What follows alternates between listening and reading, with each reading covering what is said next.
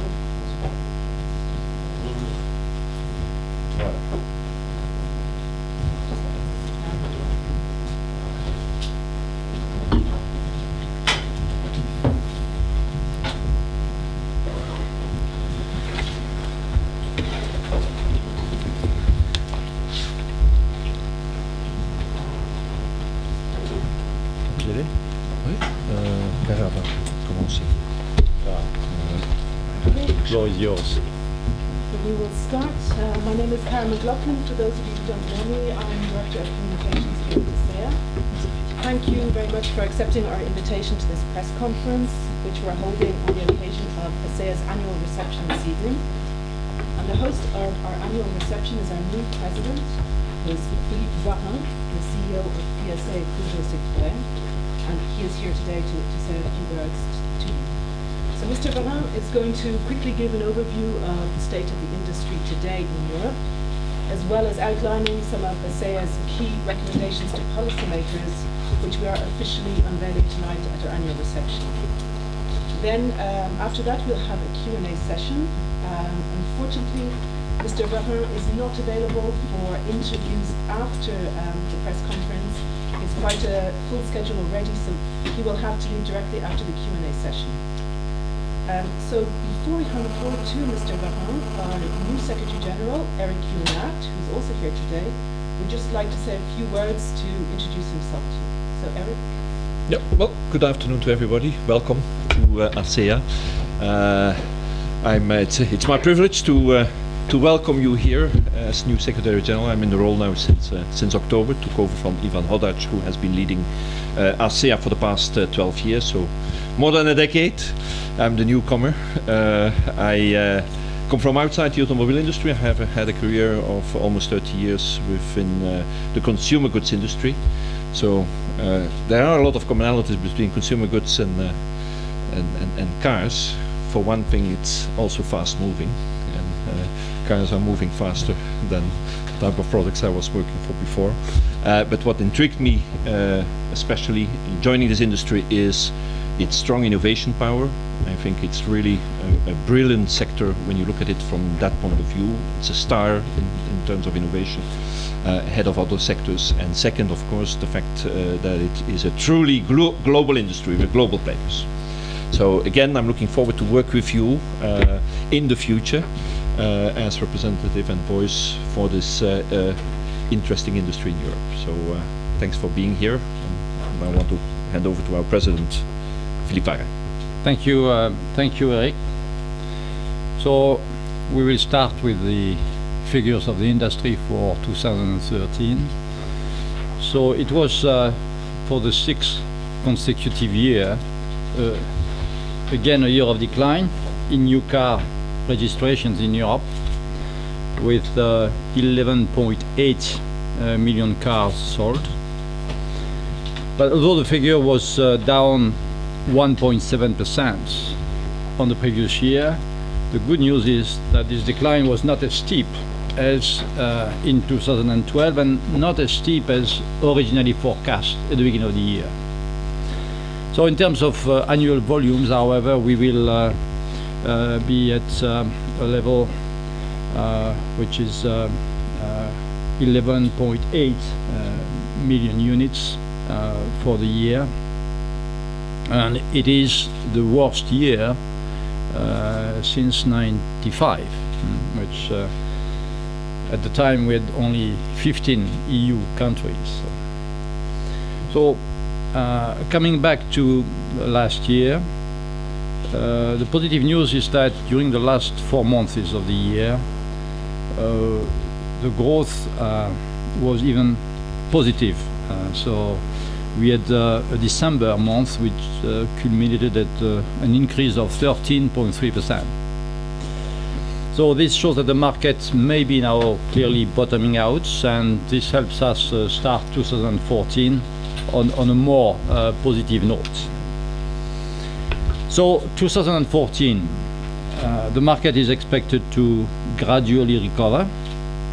EU GDP is, forecasted to grow around 1.4%. So we expect for our sector the growth to be around 2% compared to 2013.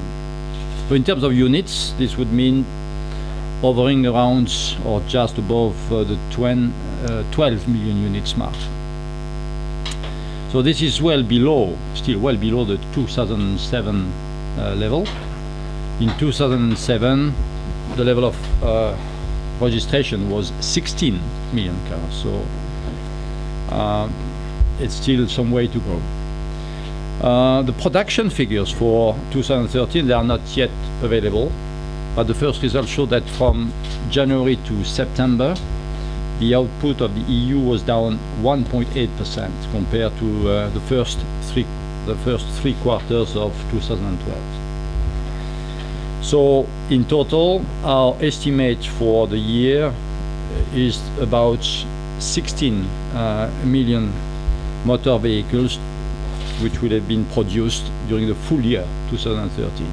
So a production of 16 and registration 11.8. So this is the production is down also significantly compared to 2007, when it stood at 19.7 million in production in 2007. So this is these are the figures, sales and production for last year and our forecast for 2014. So in this context, it's more important that the industry operates in an environment which is supportive so that it can maintain its competitiveness. So at the start of this new year and the new ACEA presidency, we have formulated 4 short-term recommendations, which we will request the current Commission to progress on during the remainder of their mandate this year, and after we'll follow up with the new Commission. And these recommendations, they are based on the Commission's CARS 2020 action plan. The first one is drive innovation. Our industry already invests 32 billion euros into R&D, and it applies for 9,500 patents per year. So this is the largest investor in R&D in Europe. It is ahead of pharma or technology industries. So concretely, we call on policymakers to create pro-innovation, technology-neutral regulatory environments for us in 3 main areas. One is environment. The second one, more and more important, is connectivity. And the third one is safety. We call on policymakers to build up alternative fuel infrastructures if we want to encourage the uptake of new and alternative powertrains across the EU. And it's very important for our customers. And the third request is to upgrade the total budget for collaborative automotive research in the Horizon 2020, the new framework program, which is what framework program number 8. And we want this program to reflect the sector's social and economic contribution to Europe. So currently, the R&D program of Europe, it contributes to automotive sector about 1 billion euros. We anticipate, with what we can see in the next, in the new 2020 Horizon program, probably 2 billion euros instead of 1. But if you were to reflect the proportion of our sector in the economy, it should be more 5. So it's still some way to go. So this is our first recommendation. The second one is about fostering growth through international trade. Our sector contributes positively to the EU trade. We have 92 billion euros trade surplus. And the world light vehicle sales are expected to grow by 5% in 2014. Trade is a clear potential source of further growth in our industry, but it needs the right environment to deliver benefits. So currently we contribute to the negotiation of some trade agreements. We have the trade agreement with the US, and it's still early days, but we are very involved in this negotiation. The US is the big trade partner for us because it's number one for the exports of the EU in automotive, and it's about around 13% of our exports are going to the US. And in terms of imports, it's not number one in units, but it's number one in value. It's an area of the world which is clearly growing, and it's an area of the world where you find players in the EU which are very often the same as players in the US. So we have started to work with our counterpart in the US on how we can contribute to this trade agreement. It will take some time, but it's a very important one. The other piece is Japan. You know that the EU has started some negotiation for a potential free trade agreement with Japan. We are still at the level of the scoping exercise, but here we are more concerned because clearly the market in Japan is not growing. The imports in Europe in units are much more important than the exports to Japan, and we really want that the non-tariff barriers are dismantled in Japan in exchange of a potential dismantling of the 10% tariff in Europe. This is our second recommendation: foster growth through international trade, and we support the free trade agreements with a level playing field. But we want also that we draw some conclusions of what has been done with Korea, and especially about non-tariff barriers. The third recommendation is about a supportive regulatory framework, and a real emphasis must be placed on what we call smart regulation that keeps Europe competitive with other global markets. In practice, what it means? It means that we have to reduce the regulatory burden and cost of doing business in Europe. And for instance, providing more realistic lead times for a number of proposals, such as the e-call, the weight and dimensions regulations for trucks. It means also systematically carrying out what we call competitiveness proofing and impact assessments for each legislative proposal. It's going potentially to be the case in what you call the WLTP, which is the World Light Duty Test procedure, which should be enforced in the future. And this kind of regulation is to go through a competitiveness proofing. And finally, the fourth recommendation, it's about anticipating and managing change. Our industry has experienced significant changes. You have seen the reduction in production, the reduction in registrations, but also there are changes in the consumer demands and consumer patterns. And if we want to ensure sustainable growth, we must adapt to these new market conditions. And in this respect, what we call upon policymakers is a support to these changes. It's about mitigating the social and economic impact of restructuring. For instance, when you have to mobilize existing funds to help making changes in the manufacturing footprint. It's also a lot about new skills. For instance, we want to develop all our connectivity knowledges, so we must have the skills. We go more for the high-tech and IT skills. We have to improve labor flexibility and support all the workers in their transitions to new employment. So that's about it. It's about 4 recommendations: innovation, fostering growth through trade. It's about supporting regulatory framework. It's about change management. These will be the priorities of Eric and I in the coming months, and this will set the framework of our discussions during the CARS 2020 high-level meeting that we'll have in March. And we welcome the fact that these priorities are now echoed in the Commission's communication. You have seen this communication about Europe Industrial Renaissance, which was published last week. And clearly, we have to be part of this renaissance. Now, Okay. ready to take Just before questions. we open the floor for questions, just the 4 key recommendations that Mr. Varin outlined.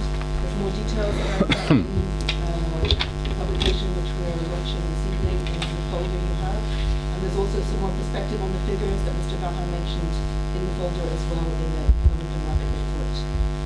So just before we start taking questions, to remind you that this is an ACEA press conference and Mr. Varin is speaking in his capacity as President of ACEA. So we welcome any questions on general industry topics, but we won't be taking company-specific questions today. So if you please just say your name and your media outlet before you ask your question.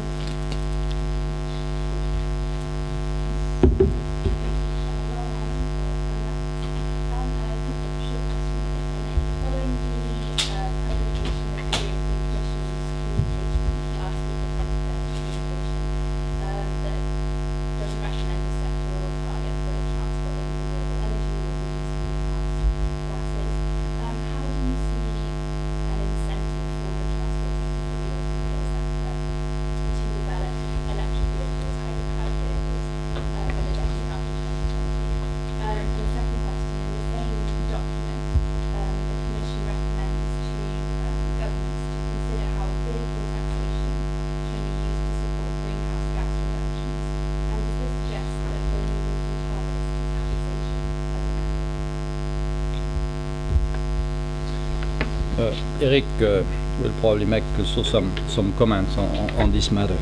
Let me tell you, in terms of electromobility, if we look at the share of what we call electrical chargeable vehicles, we see that the share of the mix will be you have a range of forecasts from 2 to 8% of the total mix between 2020 and 2025. And we had last year registrations in Europe of these ECVs, which was about 50,000 cars. So it's going to be a journey. It's not simple, and you have to play on different battlefields. The first one is very technical. It's about battery technologies. If you want to, to develop these kind of ECVs, it will go because of the more R&D in battery technologies. It could be part of these R&D innovation programs. The second piece is about infrastructures.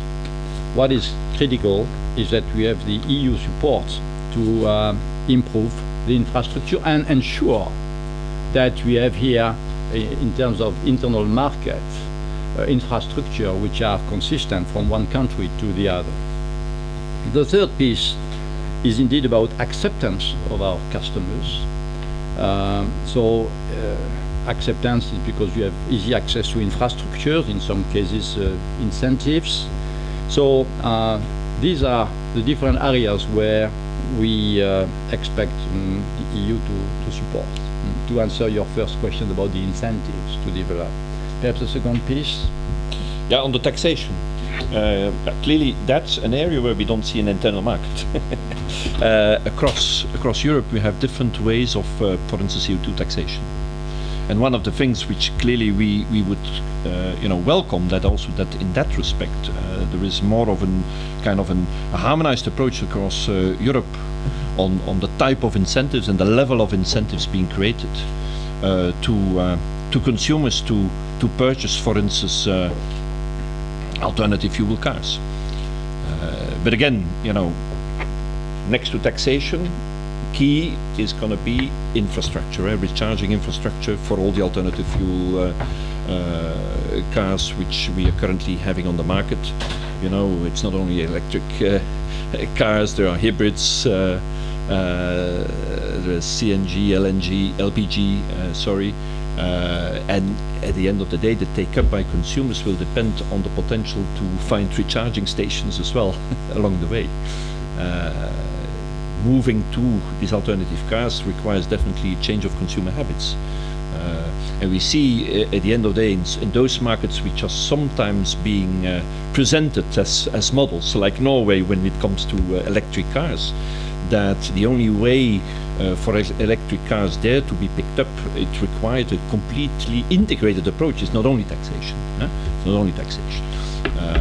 But look at Norway. If you look at the total car park in Norway, only 1.8% are electric vehicles, and that's considered to be high. So let's put it also a bit in perspective.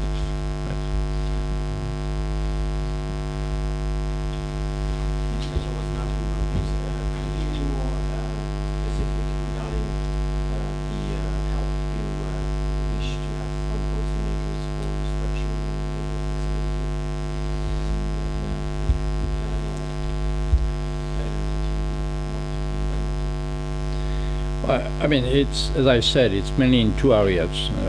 One is that when we have restructuring to make in Europe. By the way, I come back to the overcapacity question, which is behind your question.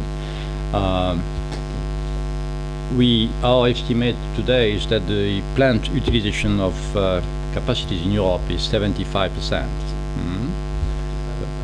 2013, yes, but it's a mix of, it's not an homogeneous situation. It's a mix of some car makers who are more at 80 to 90% and others which are below.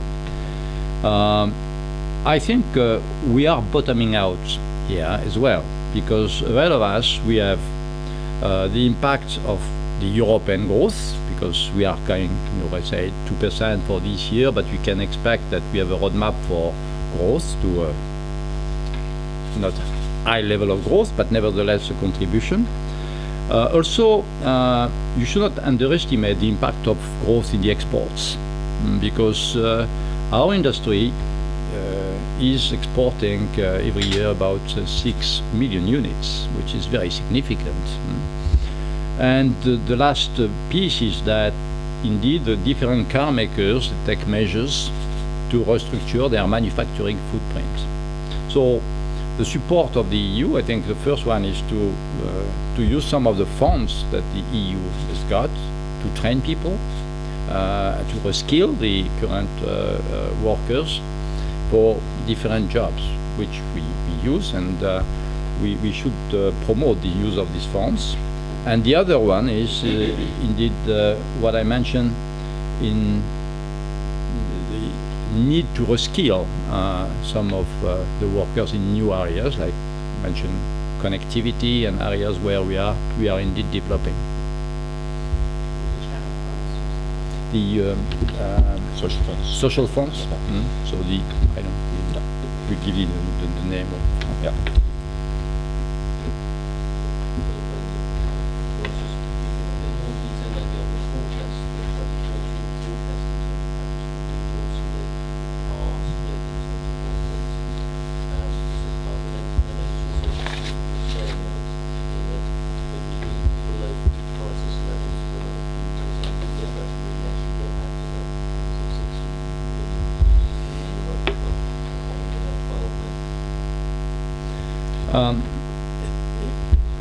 What I can tell you, if you look at the 2013 figures, because we don't give the forecast of 2014 split by by countries. For the general sort of thing. Yeah, but what we have seen is that in 2013, what has been remarkable is the UK growth, which has been more than 10% on last year. I think what we have seen is Germany and France, which were -4, -2 for Germany, and minus close to -6% for France. So we expect indeed these markets to recover, and we expect the UK market to continue to be in a pretty good shape. And Spain is definitely also starting to recover. This is what kind of ideas I can give you for next year. Yeah, and then just to add that in a global perspective, because at the end of the day it's a global sector, right? With all our players playing globally, we clearly see that the pie, is becoming bigger globally. Globally, we expect sales to grow. In fact, there were some references made, I think, in the media earlier today of a new report, not by ACEA but PricewaterhouseCoopers, estimating global sales to go up with 6% next year. So globally, where you of course see a trend with Asia taking the biggest part of the pie, followed by North America, and then followed by Europe. That's kind of how the world is evolving, and it's quite interesting to see how China has evolved big time in this whole process. From being almost nowhere in the early 2000s now to really be one of the number ones, both in terms of production as well as in terms of sales.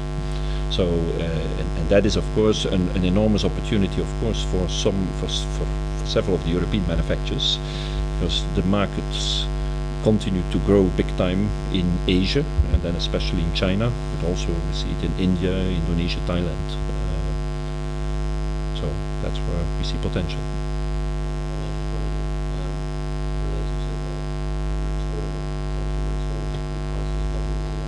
Not in the foreseeable future.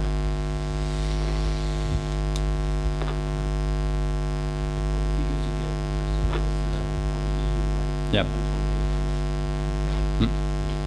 Registrations. Yeah. Yes.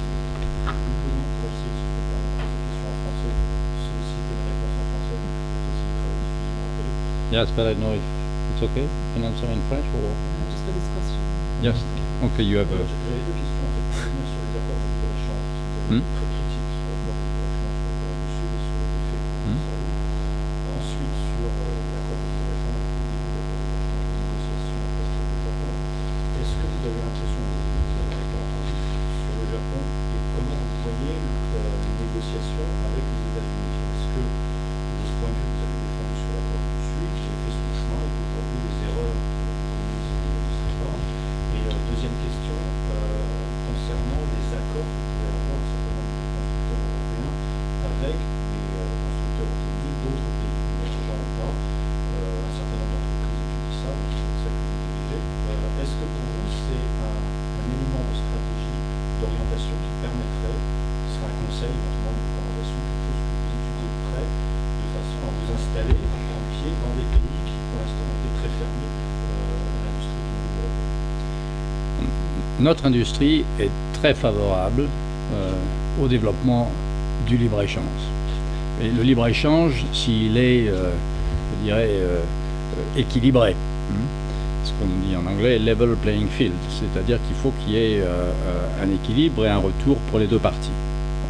Dans ce contexte, je pense que l'exemple de l'accord avec la Corée, que nous avons très largement critiqué, puisqu'il nous paraît déséquilibré, et il nous paraît déséquilibré parce que les barrières non tarifaires en Corée ne sont pas tombées, et par contre on avait eu des importations significatives de Corée. Donc les leçons nous paraissent être maintenant intégrées, et le processus de libre-échange, d'accord sur le libre-échange avec le Japon, notamment sur les barrières non tarifaires, tient compte des leçons de l'accord avec la Corée. Voilà. Bien entendu, nous sommes favorables au développement du libre-échange, Et il est important que dans nos développements, qu'en matière de normes, nous puissions avoir des approches qui soient le plus mondiales possible.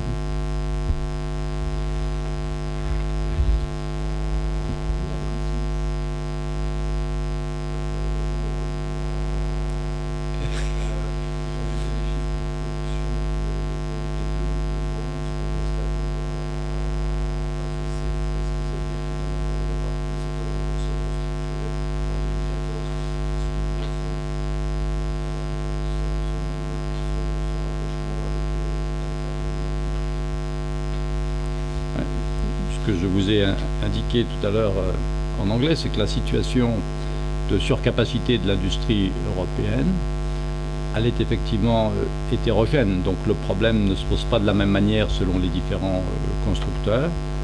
Et je vous ai dit également que la croissance du marché européen plus la croissance des marchés à l'exportation, qui est significative compte tenu du fait que l'industrie exporte beaucoup, allait partiellement nous aider à résoudre cette question dans le temps, et qu'à ceci s'ajoutaient les dispositions de restructuration qui sont réalisées par chacun des constructeurs selon ses besoins. Donc notre vision, c'est que la situation a atteint un creux l'an passé et que nous allons progressivement améliorer. But it's also, if I can build upon that, and I will do it in English, it's also given these challenges that it's so important that the European Union takes into account the economic realities of today when coming up with new legislations and new regulations affecting our industry. We've seen often the EU trying to be ahead of other regions in the world in terms of coming up with new restrictions or new targets, which are the most stringent for our sector in comparison with other regions in the world, while we are experiencing these economic challenges. So, bien que vous n'ayez pas posé la question, well, in English, although you have not asked a question, but to build on what Eric had said,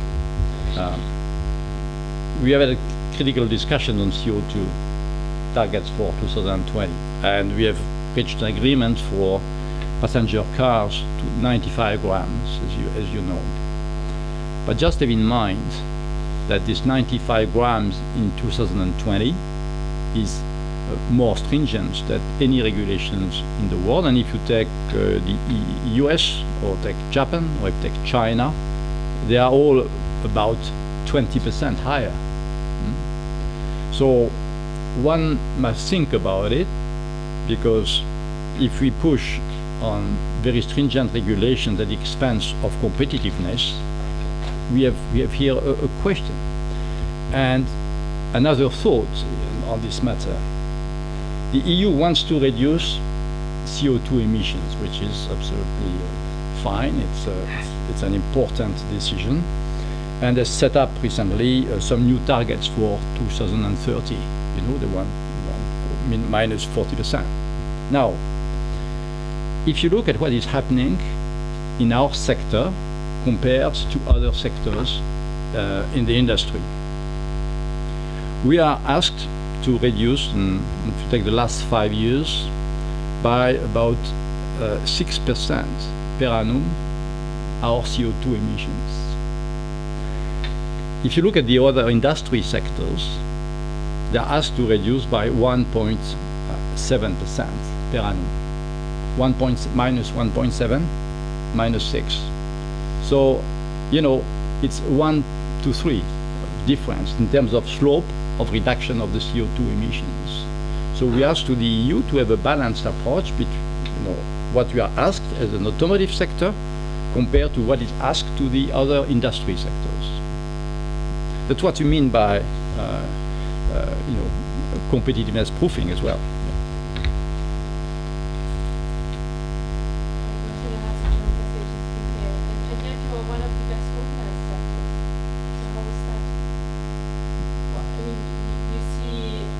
Describing the situation as being at a disadvantage compared to other sectors, and yet you are quite a well-organized sector in Germany, in Europe.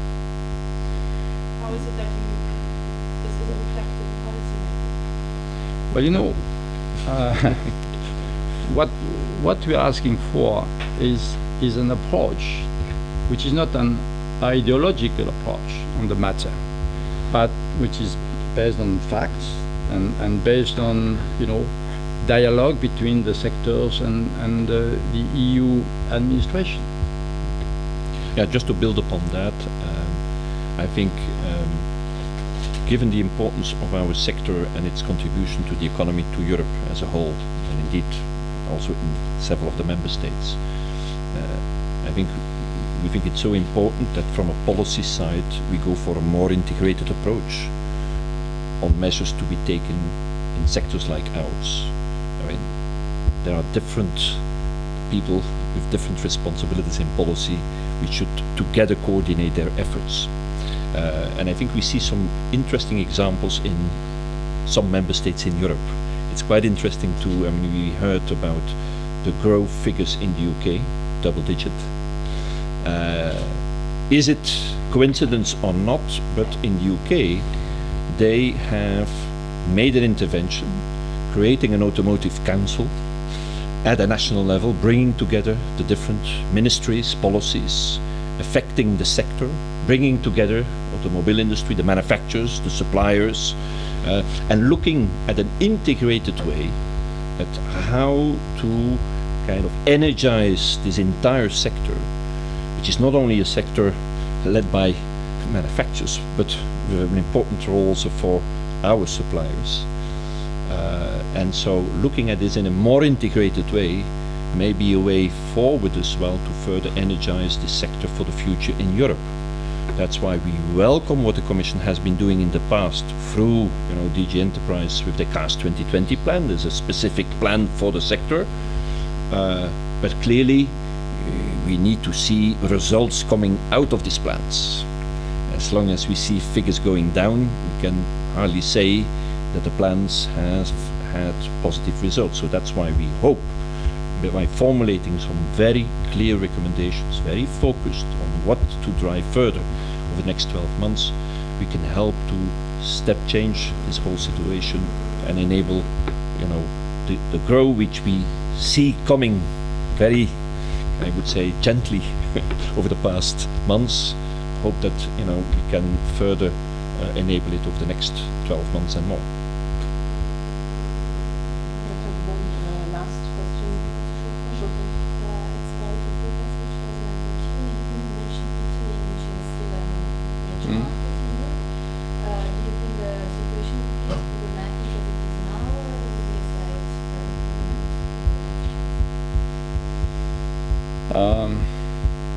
I think we have experienced in Italy again decrease in marketing in 2013. I think Italy should be bottoming out now at some point.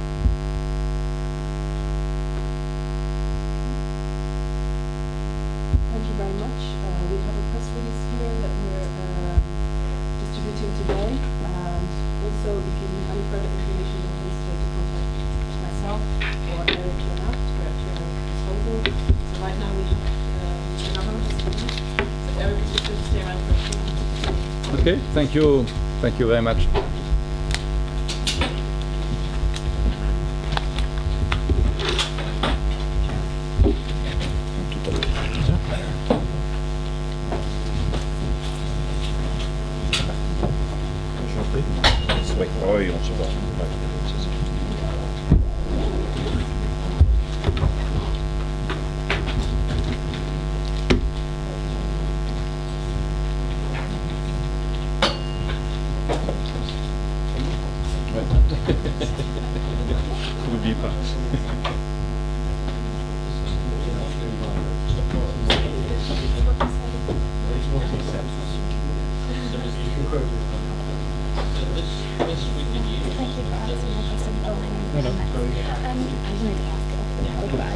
Yeah. Run away. But so just to take the record of this background, do you think that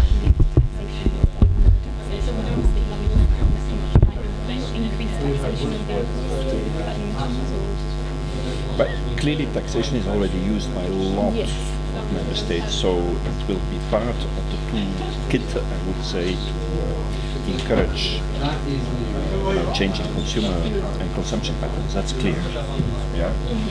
But what is in fact something which we would favor is a more harmonized approach. Because otherwise, yeah. Okay, that's great. Yeah. Thank you. Thank you for coming. Can I say we're wondering if there's a short question with you, but I don't know if you're journalist is here. Yeah. If you're interested, if you're willing to, I can find out a bit about the question, and then I need to get down. It's 2%, I think. The About growth, what we 2%. say. About 2%. Okay. Okay. I will just ask Charles. Bonjour. Oui, oui, oui. C'est pour Canal Z. Ah oui, très bien. Ok. C'est surtout pour revenir finalement sur concrètement ce que c'est pour un reportage de 2 minutes, et vraiment Oui. surtout pour revenir à ce pour demander finalement à la Commission européenne, notamment le cadre régulateur, Ah oui, oui, voilà. notamment les normes environnementales concrètement. Oui. C'est principalement Parce ça. qu'on a... C'est ça, oui, tout à fait.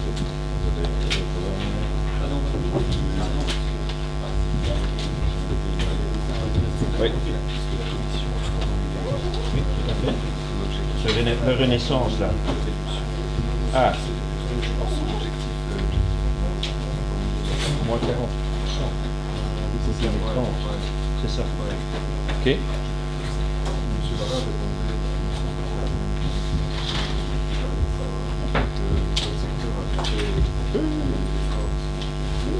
Oui, oui, tout à fait.